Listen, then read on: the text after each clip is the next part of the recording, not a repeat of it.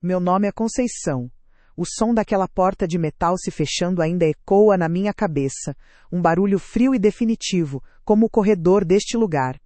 Minha nora, Verônica, me deixou aqui com uma última frase, dita com um desprezo que eu nunca vou esquecer: apodreça neste asilo sua velha inútil. Meu filho, Ricardo, ficou em silêncio ao lado dela, sem coragem de me olhar nos olhos. Senti o frio do piso subindo pelos meus pés, mesmo dentro das minhas pantufas gastas, e uma lágrima solitária escorreu pelo meu rosto. Fui tratada como um objeto quebrado, um estorvo que finalmente conseguiram descartar depois de uma vida inteira de dedicação. O que você teria feito no meu lugar? Me acompanhem até o final e me contem. O que vocês teriam feito no meu lugar? Me digam também de que cidade me escutam. Preciso saber que não estou sozinha. Se quiserem ouvir mais histórias como esta, se inscrevam no canal. Aquele choro não era de tristeza ou desespero, mas de uma calma gelada que tomou conta de mim. Eles me trouxeram para o lar Renascer com a desculpa de um check-up médico, uma mentira tão cruel que ainda me aperta o peito. Eles não faziam a menor ideia de que, neste exato lugar onde me julgaram prisioneira, onde achavam que eu terminaria meus dias esquecida e impotente, eu era a rainha, e a minha palavra era a única lei. A humilhação aconteceu na recepção, diante de uma moça de olhar bondoso que parecia sentir mais pena de mim do que meu próprio filho. Verônica anunciou minha sentença com a voz firme, como se estivesse fechando um negócio. Ela é um fardo, não damos mais conta. Aqui, ela vai ficar melhor. Fiquei parada, olhando para o rosto dela, tentando encontrar qualquer vestígio da mulher que um dia me chamou de mãe. Ricardo olhava para os próprios sapatos, encolhido, a imagem da covardia. Naquele momento, eu não era mais a mãe dele, a avó de seus filhos. Eu era um problema resolvido, um item riscado de uma lista de tarefas. O que mais me doía não era o abandono em si, mas tudo o que ele significava. Eu sabia que o plano deles ia além de se livrar de mim. Eles queriam a minha casa, a casa que eu e meu falecido marido, Roberto, construímos com o suor de 40 anos de trabalho. Queriam vender as paredes que guardavam todas as minhas memórias para financiar algum capricho, algum negócio que Verônica tinha em mente. E o pior de tudo, usariam minha ausência para me afastar dos meus netos, Sofia e Mateus, a única luz que ainda restava na minha vida. Eles estavam me roubando não apenas meu teto, mas também meu coração. Enquanto eles se afastavam sem olhar para trás, a recepcionista se aproximou e me ofereceu um copo de água com as mãos trêmulas. Eu aceitei, agradeci com um aceno de cabeça e me sentei em uma das poltronas de vinil do saguão. O cheiro de limpeza e lavanda do lugar, que para muitos seria o cheiro da solidão, para mim era familiar. Olhei para os quadros na parede, para os móveis que eu mesma escolhi anos atrás, para o rosto preocupado da funcionária que esperava uma ordem minha. O espetáculo de crueldade deles tinha acabado, mas o meu estava apenas começando. Minha vida inteira pode ser medida pelo zumbido da máquina de costura. Lembro do cheiro de tecido novo misturado ao óleo Singer no pequeno apartamento que dividi com Roberto, meu falecido marido, no bairro do Brás, em São Paulo. Éramos jovens, cheios de sonhos e com muito pouco nos bolsos. Ele trabalhava na construção civil durante o dia, e eu, à noite, costurava para fora, para as grandes lojas do centro. Cada vestido, cada bainha, era um tijolo a mais para a casa que sonhávamos ter. Não era um sonho de luxo, entende? Era o sonho da segurança, de ter um chão que fosse nosso, onde nosso filho Ricardo pudesse crescer sem o medo de uma ordem de despejo. Vivíamos com o essencial, mas a esperança era farta. O amor de Roberto era meu combustível, e a promessa daquele lar era o nosso horizonte. Uma vida simples, construída ponto por ponto, com linha, agulha e muito suor. A casa ficou pronta em 1990. Lembro-me de Roberto me entregando as chaves, as mãos dele grossas e calejadas segurando as minhas, que tremiam de emoção. Ele mesmo tinha levantado muitas daquelas paredes nos fins de semana, enquanto eu levava café e sanduíches. O cheiro de cimento fresco e tinta era o perfume da nossa maior vitória. Na primeira noite, dormimos no chão da sala, abraçados, apenas olhando para o teto, imaginando os móveis, as risadas, a vida que preencheria aquele espaço. Aquelas chaves não abriam só uma porta, abriam nosso futuro. Cada canto daquela casa tem uma história. A marca na parede da cozinha de quando Ricardo aprendeu a andar de bicicleta, o jardim que plantei com Roberto, a roseira que ele me deu e que floresce todo ano pontualmente em nosso aniversário de casamento. Era mais do que uma propriedade, era o arquivo físico da nossa família, a prova de que tínhamos vencido. Quando Ricardo passou na faculdade de engenharia, nosso orgulho não cabia no peito, mas o custo era alto. Impossível para nós. Lembro da noite em que Roberto e eu ficamos em silêncio na cozinha, fazendo contas que nunca fechavam. No dia seguinte, sem dizer nada a ele, peguei a pequena caixa de veludo onde guardava as joias da minha mãe. Um colar de pérolas e um par de brincos de ouro. Eram as únicas coisas de valor que eu tinha, a minha herança. Fui até o centro e as vendi. O dinheiro que recebi pagou o primeiro ano dos estudos do meu filho. Quando contei a Roberto, ele chorou. Eu não. Para mim não foi um sacrifício, foi um investimento. O futuro de um filho não tem preço. Ver Ricardo com o diploma na mão foi como receber aquelas joias de volta, multiplicadas 1000 vezes. Ele prometeu que um dia me recompensaria, mas eu nunca cobrei. O amor de mãe não vem com nota fiscal. Depois que Roberto se foi, em 2008, um silêncio pesado tomou conta da casa. O som da sua risada, o barulho dos seus passos, tudo desapareceu. A máquina de costura ficou parada por meses. Foi a chegada dos meus netos que trouxe a vida de volta para aquelas paredes. Sofia, com seus olhos curiosos, e Mateus, com sua energia inesgotável. Verônica, minha nora, decidiu voltar a trabalhar em tempo integral, e eu me ofereci para cuidar deles. Foram 5 anos da minha vida dedicados a eles, em tempo integral. Eu preparava as mamadeiras, trocava as fraldas, contava histórias, levava e buscava na escola. Eu não era apenas a avó. Era a base segura sobre a qual eles podiam crescer enquanto seus pais construíam suas carreiras. A foto do meu casamento com Roberto, na cabeceira da minha cama, era minha testemunha. Eu conversava com ele todas as noites, contando como os netos estavam crescendo, mantendo sua memória viva. Nesses anos, eu nunca pedi um centavo. Era meu dever, meu prazer. Mas via como meu esforço era tratado como uma obrigação. Verônica chegava cansada, pegava as crianças já de banho tomado e alimentadas, e mal me agradecia. Eu era a engrenagem invisível que fazia a máquina da vida deles funcionar sem problemas. Um dia, eles anunciaram que iam comprar um apartamento maior. Ficaram felizes, mas preocupados com a entrada. Sem hesitar, fui ao banco e retirei uma boa parte das minhas economias, o dinheiro que Roberto e eu guardamos para a nossa velhice. Entreguei a eles. Mãe, a gente te devolve assim que a vida melhorar, disse Ricardo me abraçando. Eu acreditei. O erro de uma mãe é, às vezes, acreditar demais. É pensar que o amor que ela dá será sempre reconhecido e retribuído na mesma medida. O tempo passou e o dinheiro nunca foi mencionado novamente. Pelo contrário, as coisas começaram a mudar de forma sutil.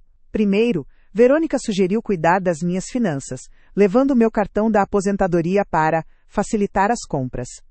Eu, acostumada a confiar, entreguei. Depois vieram os comentários sobre como a casa era grande demais para mim, como a manutenção era cara. Eu sentia uma frieza crescendo, uma distância que não conseguia explicar.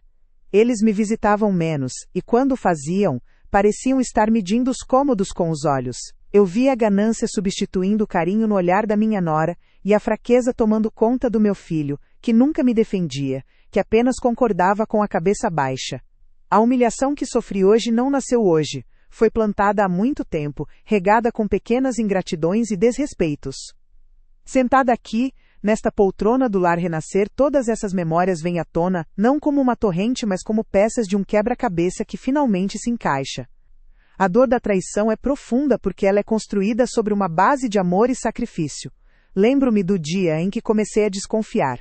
Um extrato bancário que chegou por engano, mostrando um saque muito maior do que as compras do mercado. Foi aí que peguei um caderninho de capa azul, desses de papelaria, e comecei a anotar tudo. Data, valor, motivo. No começo, era para meu próprio controle, mas logo se tornou um diário da exploração deles. Aquele caderno está guardado na gaveta de baixo do meu armário, junto com a foto do meu casamento.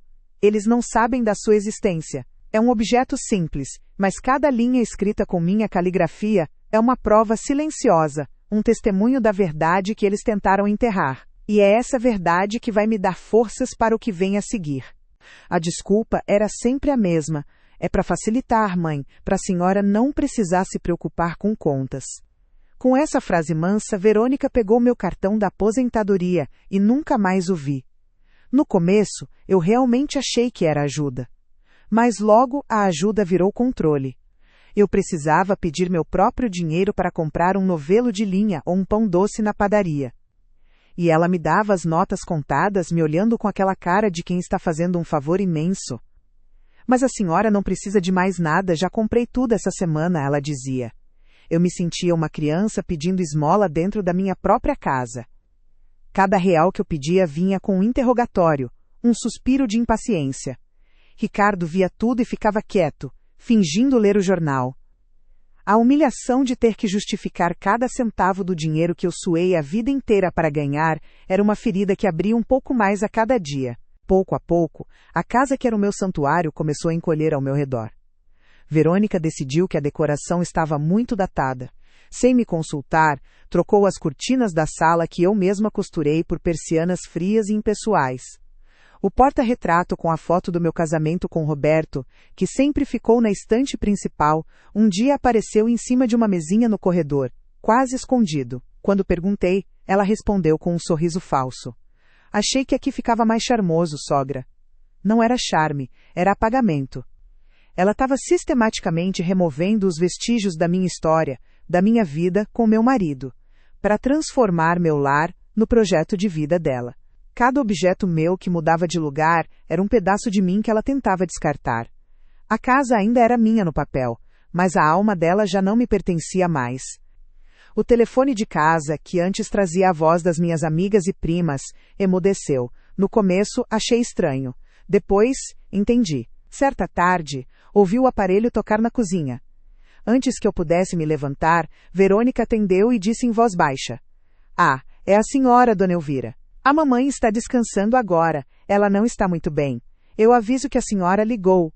Ela desligou e nunca me deu o recado. Eu não estava doente nem descansando. Estava a poucos metros dali, na sala, com o coração apertado. Ela estava cortando meus laços com o mundo, me isolando para que ninguém percebesse o que estava acontecendo. As visitas das minhas amigas foram diminuindo, sempre com a mesma desculpa que Verônica dava por telefone. Eu me tornei uma prisioneira em um castelo de silêncios e mentiras, vigiada de perto pela minha própria nora. Mas a facada mais funda no meu peito foi quando começaram a usar os meus netos contra mim. Sofia e Mateus eram a minha alegria, o motivo pelo qual eu ainda sorria. De repente eles não podiam mais passar a tarde comigo. A vovó está muito cansada hoje, crianças. Deixem ela em paz, Verônica dizia, mesmo quando eu estava cheia de energia para brincar com eles. Ou então, não façam barulho, senão a dor de cabeça da vovó piora. Eu não tinha dor de cabeça. O que eu tinha era uma dor na alma de ver meus netos me olhando com pena, com uma distância que seus pais estavam construindo entre nós. Eles estavam me transformando, aos olhos das crianças, em uma velha frágil e doente, um fardo que precisava de silêncio e distância. Estavam roubando de mim os abraços, as risadas, os segredos contados ao pé do ouvido. Estavam me matando em vida para eles. Essa solidão que me impuseram dentro da minha própria casa era a pior de todas, sabe? Era um vazio barulhento, cheio das vozes que eu não podia mais ouvir e das risadas que me foram tiradas. Às vezes, eu me pergunto se mais alguém no mundo já se sentiu assim, invisível no lugar que mais deveria ser seu. Me digam, por favor, de que cidade vocês estão me ouvindo? Eu preciso muito saber que tem mais alguém aí do outro lado, que eu não estou falando sozinha com as paredes. Preciso sentir que não estou completamente só nesse mundo, porque era exatamente assim que eles queriam que eu me sentisse, sozinha e derrotada. A companhia de vocês, mesmo que de longe, é um abraço que eu preciso muito agora. Se quiserem, deixem nos comentários a história de vocês também, para que a gente possa se apoiar. A sensação de ser invisível se tornou quase literal. Eles começaram a ter conversas na minha frente como se eu não estivesse ali. Falavam sobre planos para o futuro, sobre uma viagem de férias, sobre a necessidade de mais espaço. Uma noite, durante o jantar, ouvi Verônica dizer a Ricardo, com a maior naturalidade do mundo: a gente podia transformar o quarto dos fundos em um escritório para mim. É grande e pega o sol da manhã. O quarto dos fundos era o meu quarto. O meu, eu estava sentada à mesa comendo a sopa que eu mesma tinha feito. E eles estavam decidindo o destino do meu espaço mais íntimo, como se eu fosse um móvel a ser deslocado. Olhei para Ricardo esperando que ele dissesse alguma coisa que me defendesse. Ele apenas continuou comendo, sem levantar os olhos do prato. Naquele momento, eu entendi que, para eles, eu já não existia mais. O ponto final da minha presença simbólica naquela casa foi no almoço do meu próprio aniversário. Todos os anos, desde que Roberto era vivo, eu me sentava na cadeira da ponta da mesa, a cabeceira. Era o meu lugar, uma tradição. Naquele dia, quando cheguei à sala de jantar, Verônica estava sentada lá. Ela sorriu para mim e apontou para uma cadeira comum, no meio da mesa. Senta aqui hoje, sogra. Fica mais perto da cozinha se precisar de algo. Não era um gesto de gentileza. Era uma tomada de poder. Ela não só tomou o meu lugar, como me colocou na posição de serviçal. Meus olhos se encheram de lágrimas, mas eu engoli o choro. Sentei-me onde ela mandou e comi em silêncio, enquanto ela comandava a conversa, recebia os elogios pela comida que eu ajudei a preparar. Foi a humilhação mais silenciosa e cruel que eu já vivi. Eu achava que já tinha visto o fundo do poço, mas eles sempre encontravam uma maneira de cavar mais um pouco. A confirmação de que o plano deles estava em pleno andamento veio numa segunda-feira chuvosa. Eu estava na cozinha, preparando um chá, quando vi sobre o balcão um cartão de visitas esquecido, como se fosse por acaso. Era de uma imobiliária famosa do bairro. Estava um pouco úmido da chuva, o que significava que tinha chegado ali há pouco tempo. O nome no cartão era Cláudio Neves, corretor especialista em avaliação de imóveis. Meu endereço estava anotado a caneta no verso. Meu sangue gelou. Não eram mais apenas conversas, não eram mais sugestões. Eles tinham trazido um estranho para dentro da minha casa, pelas minhas costas, para colocar um preço nas minhas paredes, nas minhas memórias. Naquele instante, eu soube que o tempo da paciência tinha acabado e que eles iriam me descartar em breve. A manhã daquela terça-feira começou com uma gentileza que me gelou a espinha. Verônica entrou na cozinha com um sorriso que não chegava aos olhos e colocou uma bandeja com café e pão fresco na minha frente. Bom dia, sogrinha. Coma bem, que hoje temos um dia cheio. Ricardo entrou logo atrás, forçando uma animação que não lhe pertencia. Disseram que tinham marcado um check-up completo para mim, um presente, para garantir que minha saúde estava em dia. A mentira era tão doce e bem embalada que quase me convenceu. Eles insistiram que eu vestisse uma roupa confortável e levaram uma pequena bolsa com uma troca de roupa e meus remédios. Só por precaução, caso algum exame demore. Eu, que já tinha visto o cartão do corretor, senti um nó no estômago. Sabia que aquele dia não terminaria bem, mas nunca imaginei a profundidade da traição que me esperava. No carro, o silêncio era pesado, cortado apenas pela conversa fiada de Verônica sobre o tempo e o trânsito.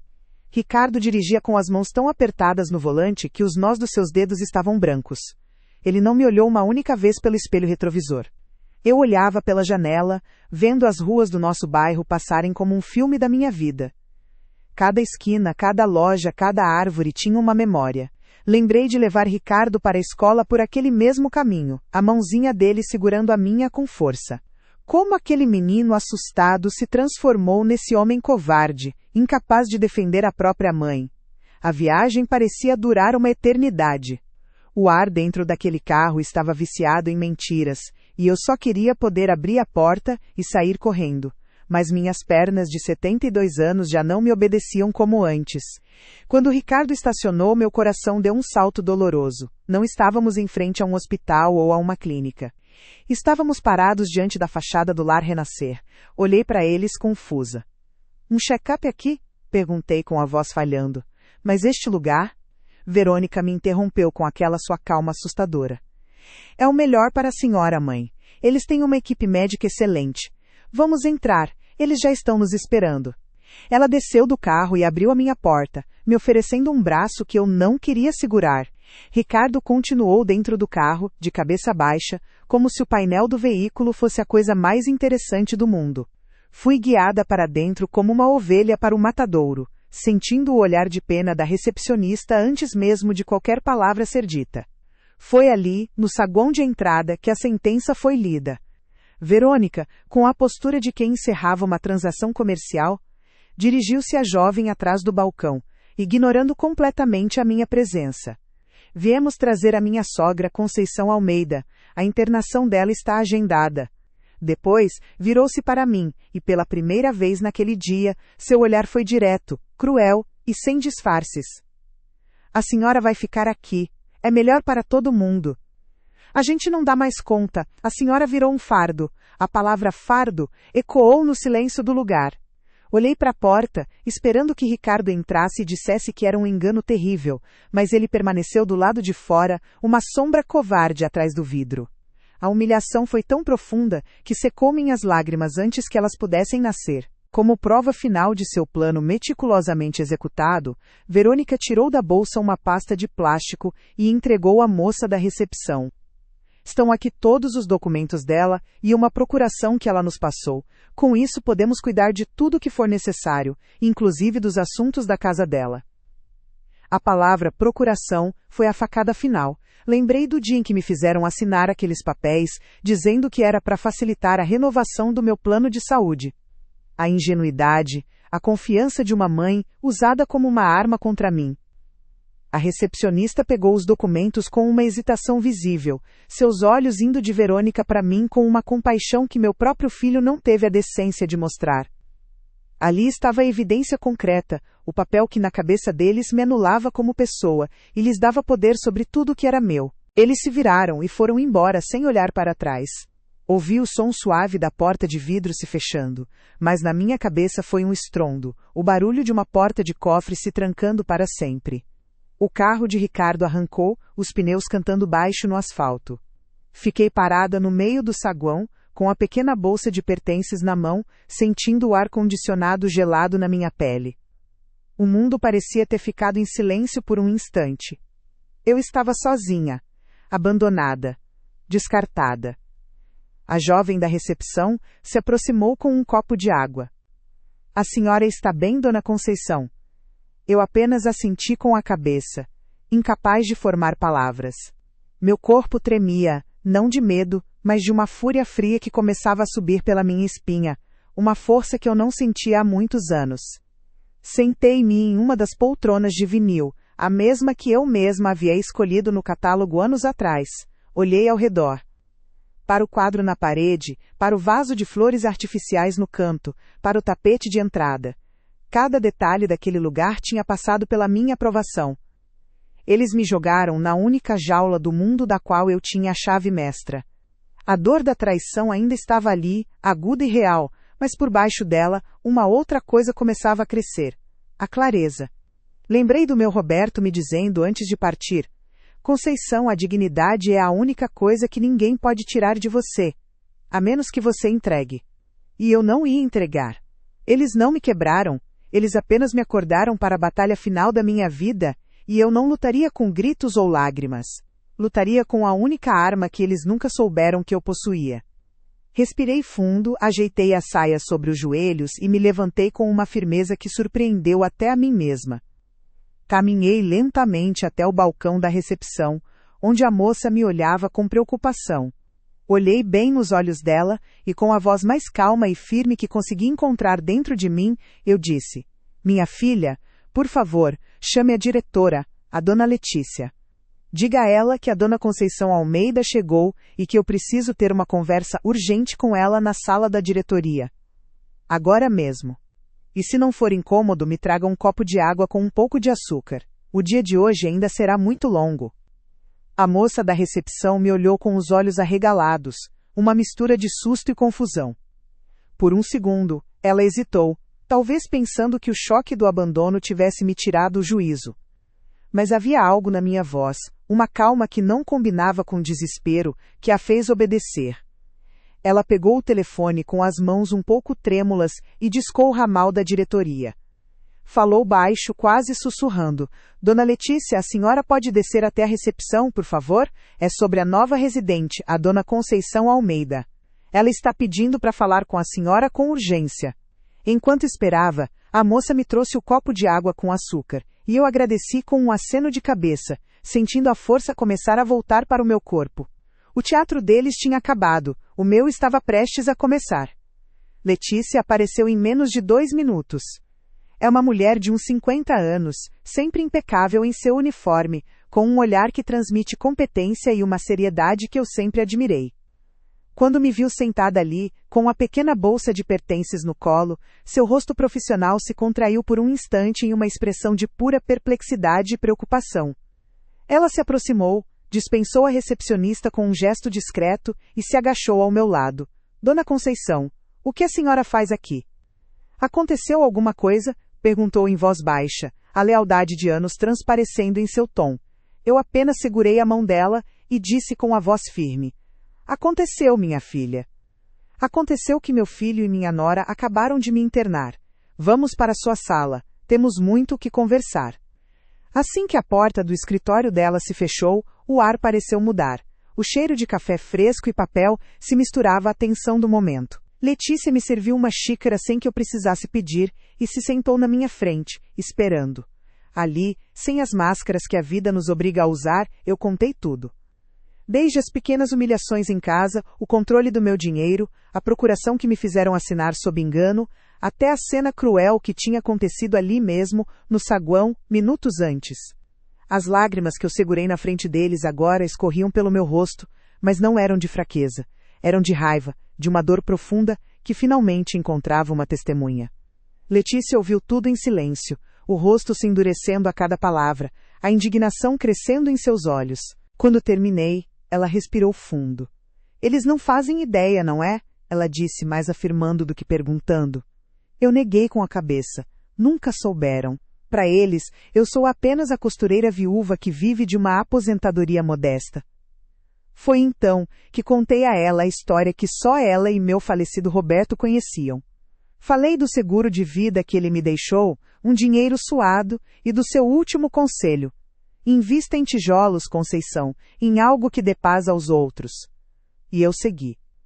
Em 2010, quando o antigo lar Renascer estava à beira da falência, eu usei cada centavo daquele seguro para comprar a instituição. Não por negócio, mas por missão. Queria criar o lugar que eu gostaria de ter se um dia precisasse. Um refúgio de dignidade. Eu mantive segredo por 2 motivos, Letícia. Continuei, secando o rosto com um lenço que ela me ofereceu. O primeiro foi a promessa que fiz a Roberto, de que este lugar seria um legado de cuidado, não uma fonte de lucro para a família. O segundo motivo foi para proteger meus netos. Meu peito doeu ao dizer isso. Eu via a ganância crescendo em Verônica, via a fraqueza do meu Ricardo. Se eles soubessem do dinheiro, do valor deste lugar, transformariam tudo em pó. Eu não queria que Sofia e Mateus crescessem achando que o valor de uma avó está na conta bancária dela, e não no colo, nas histórias, no amor. Eu os queria a salvo da cobiça dos próprios pais. A verdade, dita em voz alta, era dolorosa, mas libertadora. Letícia se levantou e foi até um pequeno cofre escondido atrás de um quadro na parede. Ela o abriu e de lá tirou uma pasta de cartolina azul, grossa e bem conservada. Colocou-a sobre a mesa, na minha frente. Aqui está, Dona Conceição, o contrato social das Serviços Geriátricos Renascer S.A. 90% das cotas em seu nome, Conceição Almeida. Valor patrimonial atualizado no último balanço. Pouco mais de R$2.500.000. Olhar para aquele documento era como olhar para a minha salvação. Não pelo dinheiro, mas pelo que ele representava. A prova da minha prudência, da minha história, da minha força. Era minha arma, forjada com amor e silêncio ao longo de mais de uma década. E quanto à procuração que eles têm? Perguntei, a minha voz já sem nenhum tremor. Aquela que eles usaram para te internar e que, segundo eles, lhes dá poder sobre a sua casa? Letícia deu um sorriso contido, mas feroz. Uma procuração obtida por meio de engano pode e será revogada imediatamente. Amanhã cedo, vou ligar para o Dr. Arantes, nosso advogado. Ele vai preparar toda a documentação. Eles usaram a lei para te prender, nós vamos usar a mesma lei para te libertar e proteger o que é seu por direito. Eles cometeram um crime, Dona Conceição, abuso de confiança de incapaz, mesmo que a senhora seja perfeitamente capaz. E isso tem consequências. A clareza das palavras dela era o bálsamo que minha alma precisava. Meu plano começou a se formar ali, naquela sala, com uma serenidade que me surpreendeu. Eu não queria escândalo, não queria vingança. Queria justiça silenciosa e digna. Olhei para Letícia e disse: amanhã, depois que falar com o advogado, quero que você ligue para o meu filho. Diga a eles que a diretoria precisa de uma reunião urgente para finalizar os papéis da minha admissão definitiva. Diga que a presença deles é indispensável para assinar a papelada final. Marque para as 10 da manhã. Aqui, nesta sala. Eu já não era a vítima trêmula no saguão. Eu era a estrategista, a dona do tabuleiro, movendo as peças com a precisão de quem costurou a vida inteira, ponto por ponto. Letícia pegou o bloco de notas e anotou tudo, assentindo com a cabeça, seus olhos brilhando com uma mistura de respeito e cumplicidade. Ela era mais do que uma funcionária. Naquele momento, ela era o braço da minha justiça, a filha que a vida me deu quando meu próprio filho me virou as costas. O medo que eu sentia tinha se transformado em uma determinação fria. Eu não estava fazendo aquilo por ódio, mas por amor próprio e pelo futuro dos meus netos. Eu precisava mostrar a Ricardo e Verônica que a dignidade não tem preço, e que o respeito não é algo que se pode tirar de alguém como se fosse um objeto velho. Era uma lição dura, mas necessária. Naquela noite, eu não dormi em um dos quartos para residentes. Letícia me acomodou em um dos apartamentos privados, reservados para visitantes da diretoria. Era confortável e silencioso. Antes de me deitar, peguei a foto do meu casamento com Roberto, que eu sempre carregava na bolsa. Olhei para o rosto sorridente dele e senti uma paz imensa. Ele estaria orgulhoso de mim. Amanhã, meu filho e minha nora entrariam naquela sala de reuniões esperando assinar a minha sentença de esquecimento. Mal sabiam eles que, na verdade, estavam vindo para testemunhar a assinatura da minha carta de alforria, o renascimento da minha liberdade.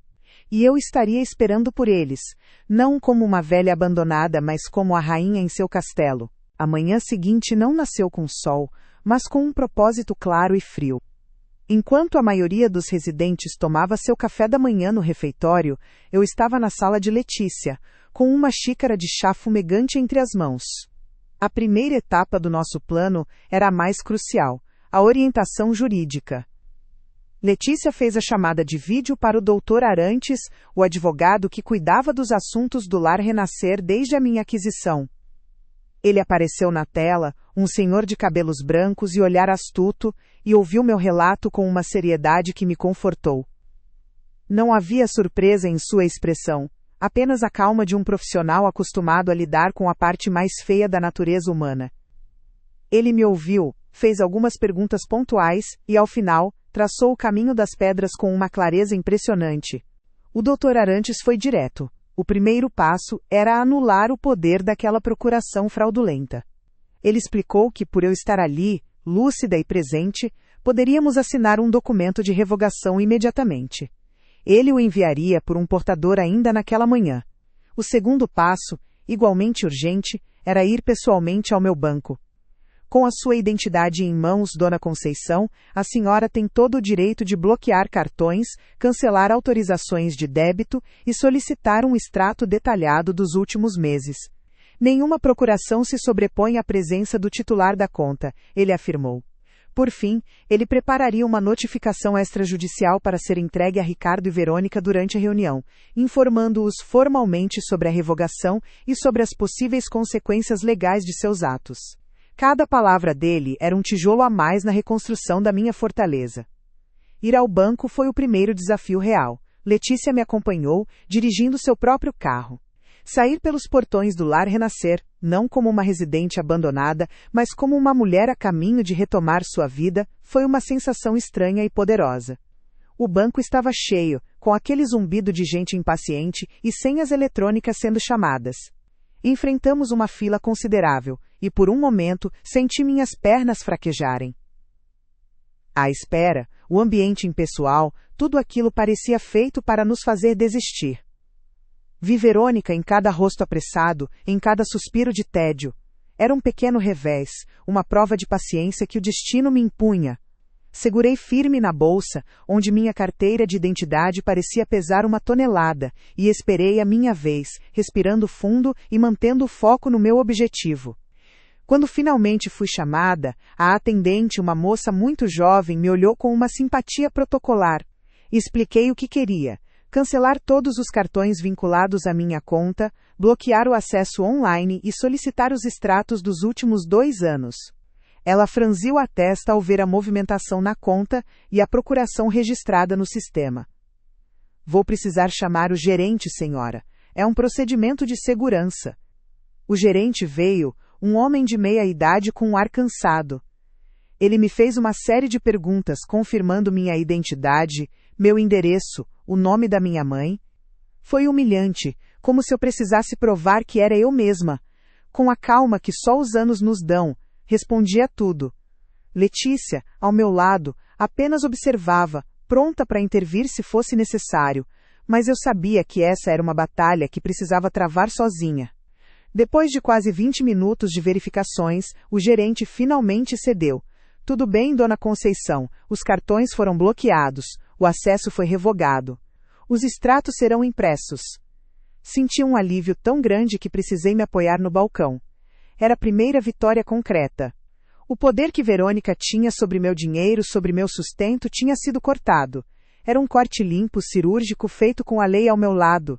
Peguei os envelopes grossos com os extratos e os guardei na bolsa. Ao sair do banco, o ar da rua pareceu mais leve, mais fácil de respirar. Eu tinha recuperado a primeira chave da minha vida. Letícia apertou meu ombro de leve, um gesto de cumplicidade que valeu mais do que 1000 palavras. A guerra não estava ganha, mas uma batalha fundamental sim. De volta à segurança do escritório de Letícia, demos o passo seguinte. Era hora de armar o palco para o ato final. Com uma serenidade impressionante, Letícia pegou o telefone e ligou para o meu filho. A voz dela era neutra, quase burocrática, a personificação do profissionalismo. Senhor Ricardo, aqui é Letícia, diretora do Lar Renascer. Ligo para confirmar a reunião de amanhã, às 10 horas, para finalizarmos a documentação de admissão permanente da sua mãe. A presença do senhor e de sua esposa é indispensável para assinar os termos de responsabilidade financeira. Houve uma pausa. Pude imaginar a satisfação do outro lado da linha, a certeza de que o plano deles tinha sido um sucesso. Estaremos aí, ele respondeu. Letícia desligou e me olhou. O convite para a armadilha havia sido feito e aceito. A primeira reação deles não demorou. Cerca de 1 hora depois, o celular de Letícia, que estava sobre a mesa, vibrou com uma mensagem. Era Verônica. Letícia, boa tarde. Tentei usar o cartão de alimentação da minha sogra no supermercado, e a compra foi recusada.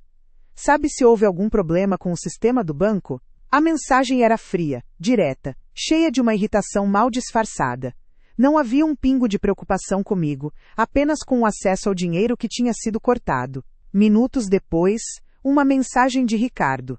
Mãe, a Verônica disse que seu cartão não passou. Tá tudo bem? Aconteceu alguma coisa? A falsa preocupação dele doía mais do que a ganância explícita dela.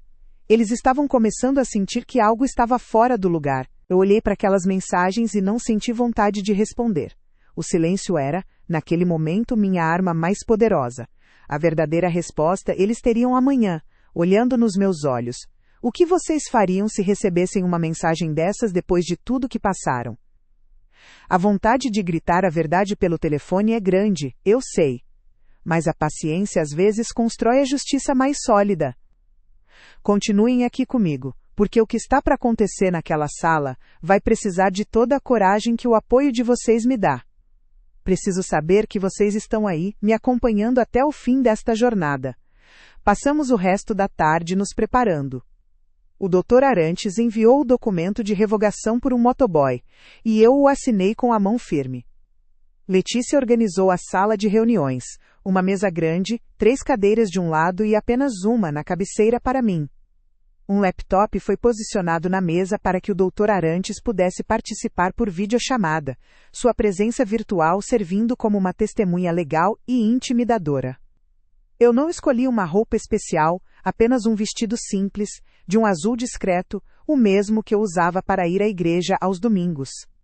Eu não precisava de armaduras, apenas da minha dignidade.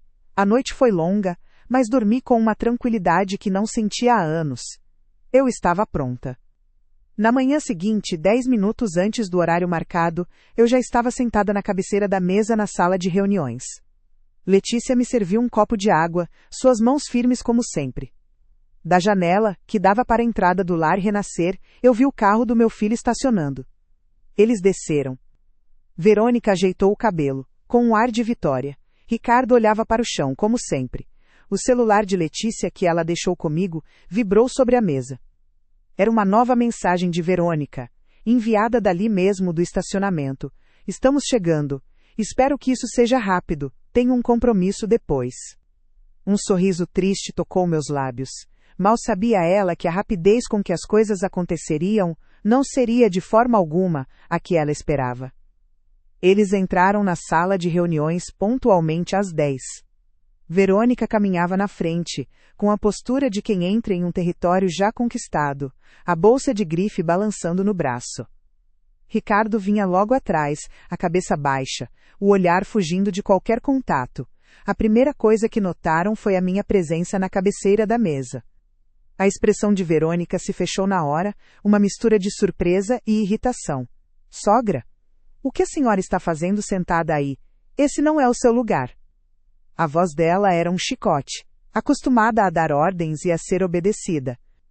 Eu apenas a encarei em silêncio, mantendo minhas mãos calmamente cruzadas sobre a mesa de madeira escura, sentindo o peso daquele momento se assentar sobre nós.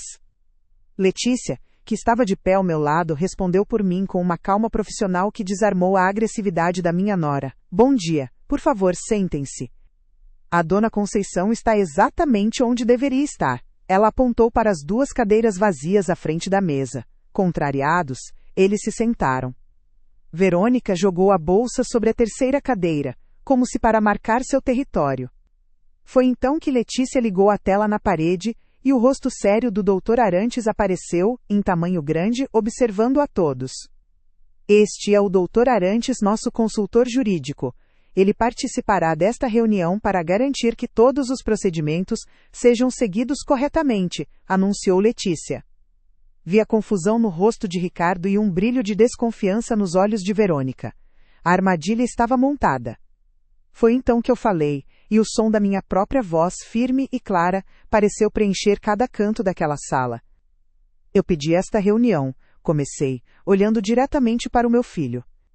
Para informar que o pedido de admissão permanente em meu nome, feito por vocês, foi analisado pela diretoria e, por fim, negado. A reação de Verônica foi imediata, um riso de escárnio. Negado? Como assim negado? Quem negaria? Nós temos a procuração, nós decidimos o que é melhor para a senhora. A senhora não está em condições de decidir mais nada. Ela se inclinou para a frente, o rosto vermelho de raiva, pronta para a briga. Ricardo, ao seu lado, apenas olhava para as próprias mãos, mudo como sempre. Nesse momento, o Dr. Arantes falou, sua voz grave e sem emoção, saindo pelos alto-falantes. Senhora Verônica, a procuração a que a senhora se refere, obtida de forma fraudulenta, aproveitando-se da boa-fé de Dona Conceição, foi oficialmente revogada esta manhã. Enquanto ele falava, Letícia deslizou um documento pela mesa até eles. Era a cópia da revogação, com a minha assinatura nítida e firme no final da página. Qualquer uso desse documento a partir de agora constituirá crime de estelionato e apropriação indébita. Verônica olhou para o papel como se fosse veneno. O choque em seu rosto foi a primeira rachadura na sua armadura de arrogância. Ela estava pela primeira vez, sem palavras. Eu continuei, minha voz mantendo o mesmo tom sereno.